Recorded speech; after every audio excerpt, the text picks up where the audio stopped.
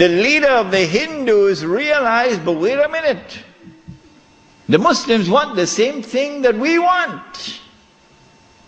We also want, the Hindus, we want to get rid of the British, and we want to restore Hindu rule over the Hindus. So there's a conversion of interest here.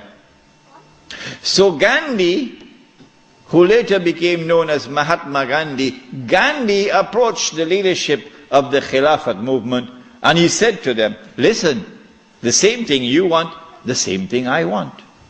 So why don't we join forces? Will you allow me to join the Caliphate movement?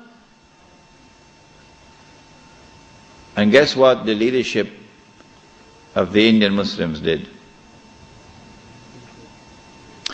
It was revolutionary theory on their part, and we praise them tonight.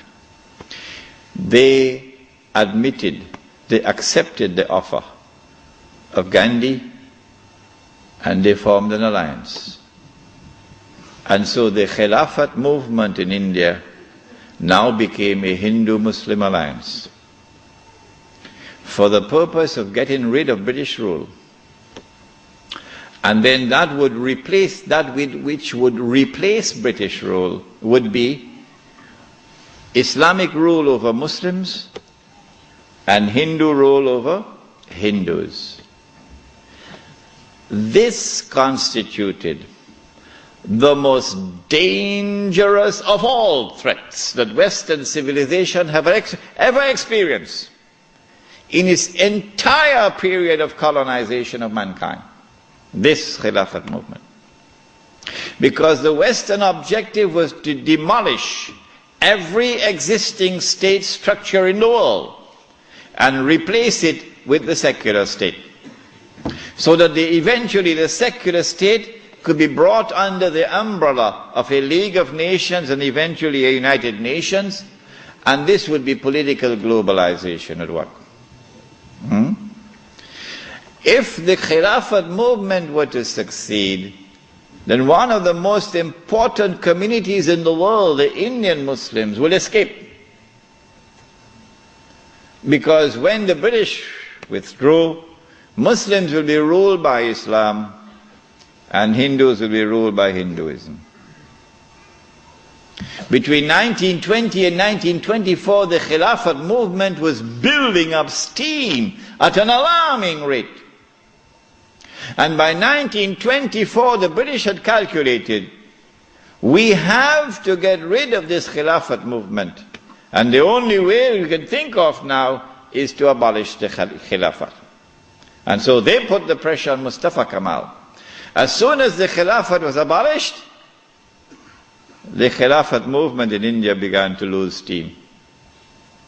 In the same year that it was abolished in 1924, in that same year, the secularly minded British, in Indian language they call it chamcha, the stooges of the British in India, the brown-skinned Englishmen parading as Muslims, of whom the prince of them all was the grandfather of the present Aga Khan, Karim Aga Khan's grandfather. They now restore an organization called the All India Muslim League. The All India Muslim League is led by men who don't know Islam and don't live Islam. And these are the people who now wage a struggle for the liberation of the Muslims from British rule to be replaced, not with rule of Islam, oh no, but rather by the rule of the secular Republic of Pakistan and the secular Republic of India. So that Pakistan and India could be embraced within the community of secular nation states. But of course you had to put a little red herring to fool the people. So you have to make it appear as though Pakistan is going to emerge as an Islamic state, but that's just dust in their eyes, to fool those who see with only one eye.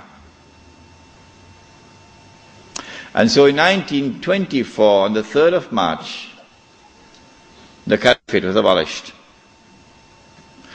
When the Caliphate was abolished, Sharif al-Hussein realized that he was in grave danger now. So long as there was a Khalifa in Istanbul, the British needed him. But now that the Caliphate was destroyed, abolished, Sharif al-Hussein now realizes the plan. He says, oh my gosh, they're going to send Abdulaziz ibn Saud to cut my throat now. In exactly the same way that Abdullah of Jordan is now realizing, as soon as Bush attacks Iraq, that is the end of me. So Sharif al-Hussein decides 4 days later, on the 7th of March 1924, to claim the Khilafah for himself. But when you're a client state of Britain, you can't do that. You have to first apply to the British government for permission to become the Khalifa. He didn't do that. As soon as Sharif al-Hussein claimed the Khilafat for himself on the 7th of March 1924, you're going to get all of this information in that book which is outside, the Caliphate, the Hijaz, and the Saudi Wahhabi nation state. As soon as he did that, Britain gave the green light to Abdulaziz. Attack. Within 6 months, the Saudi army of Abdulaziz ibn Saud conquered Mecca. And Abdulaziz and Sharif Hussein packed his suitcase and off he went. British took him away. This one the Americans will take out of Jordan. And so Abdulaziz ibn Saud is now in control of Mecca and eventually Medina. It's a Saudi Wahhabi alliance. Does he claim the Khilafah for himself now? No. What he does is, as soon as he enters Mecca, in 1924, October, Abdulaziz ibn Saud makes a proclamation, and they're going to hate me for revealing this to you, because nobody remembers it now. The proclamation which he makes is that this land belongs to the entire Ummah. This land belongs to the entire Ummah. I wonder how a Pakistani or a Bengali Muslim will feel when he hears that, and he's been rounded up like dogs, stray dogs, and put on trucks because he's overstayed his visa, while white-skinned Americans and British are treated like princes in the Holy Land. How will a Pakistani or Indian or Bangladeshi feel? This land belongs to the entire Ummah.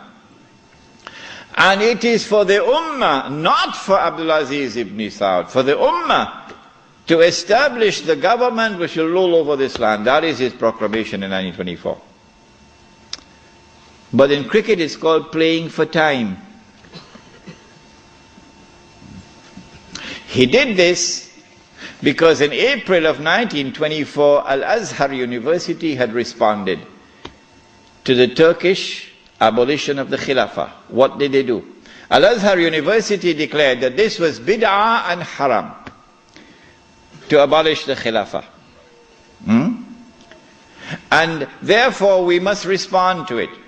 And the response of Al-Azhar is that we must have a mu'tamar, a conference, which would meet and which would appoint a new Khalifa. As soon as Al-Azhar issued this proclamation, you could see how Britain was trembling. The British government can't digest their food now. They've got to plan some counter strategy to the initiative of Al-Azhar University. The counter strategy is that Egypt is itself not a free country. It may appear free, but Britain really has control over Egypt.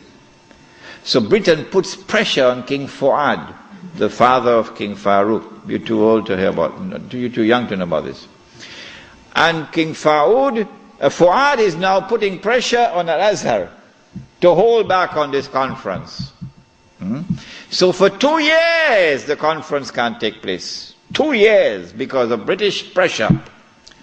The conference finally takes place in June, July of 1926. But Britain uses another counter strategy. She gets Abdulaziz ibn Saud in Mecca to also convene a conference of the world of Islam in Mecca at the time of the Hajj, which is May of 1926. And then Britain and Russia and France and China and all the major powers in Europe all get to work. Massive intervention in the affairs of the world of Islam to ensure that the Cairo conference does not succeed in winning a representative gathering, and that the Mecca conference gets all the Muslims attending it. And they succeeded. The Cairo conference, organized by Al-Azhar University, becomes an essentially Arab conference, because non-Arabs are hardly